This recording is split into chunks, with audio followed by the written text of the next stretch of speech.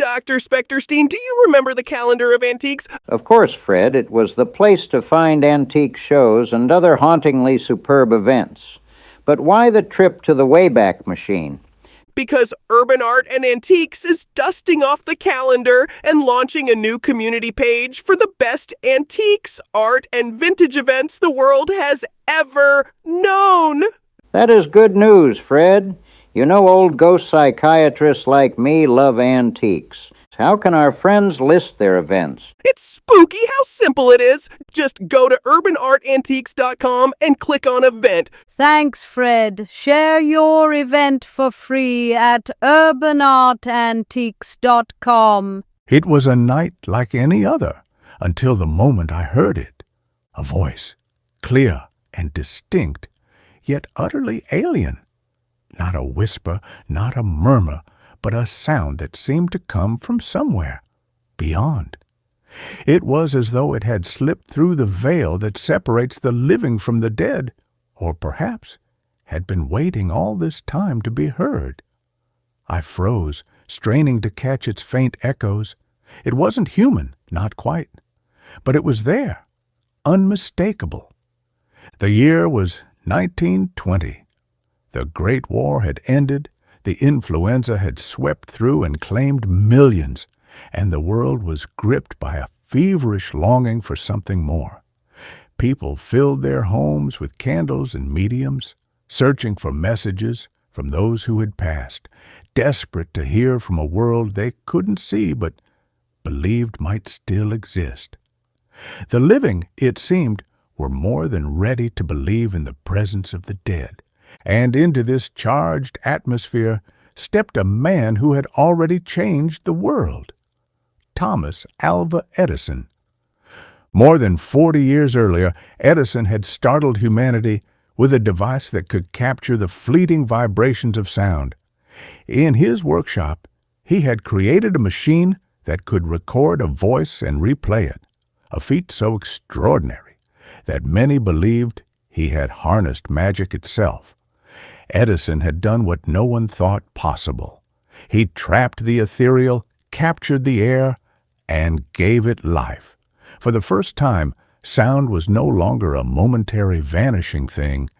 It could be stored, replayed, and heard again.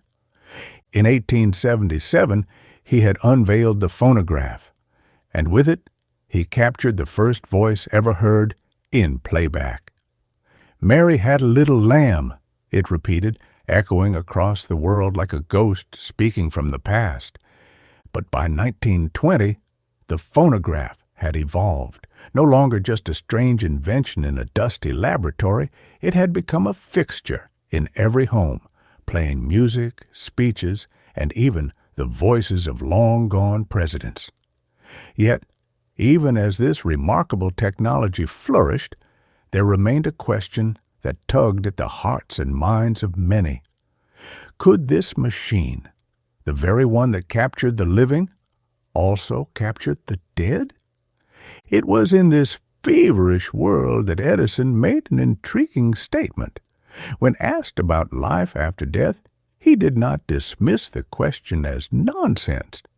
Instead, he smiled thinly, his eyes gleaming with curiosity, and said, "If our personality survives, it is strictly scientific to assume it retains memory and other attributes.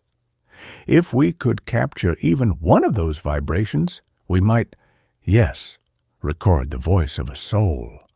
The next day, the newspapers were ablaze with the headline, "Edison plans machine to talk with the dead." America was spellbound.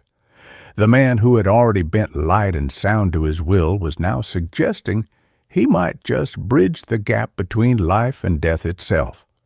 Months passed, but no machine was unveiled, no ghost phone emerged. Edison later claimed it had been nothing more than a casual musing or perhaps a joke. Yet whispers continued to circulate among those who worked with him late into the nights at his West Orange laboratory. There were tales of strange occurrences, of a locked cabinet, and of nights when a voice, faint and distant, could be heard through the machines. Was Edison merely toying with an idea, or had he succeeded where no one else dared to go? Some say he did indeed build a prototype, a machine that worked, but one that was too unsettling for the world to face, too disturbing to be revealed. And then there are the rumors that thrill the imagination. Some of Edison's early experimental recordings were never catalogued. They were mislabeled lost among ordinary records. Could they be buried, hidden away in private collections, unheard, undiscovered until now? A music hall encore, a forgotten speech, or something else entirely, a faint voice that belonged not to the living, but to something else, something waiting, silent, yet still yearning to be heard.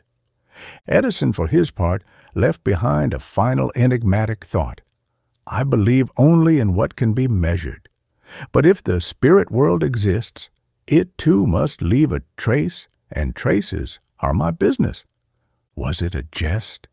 A scientific dead end? Or was it the first stirrings of a discovery so profound, so unsettling, that it could never be revealed? Perhaps even now, in some forgotten attic, an old brown wax cylinder waits.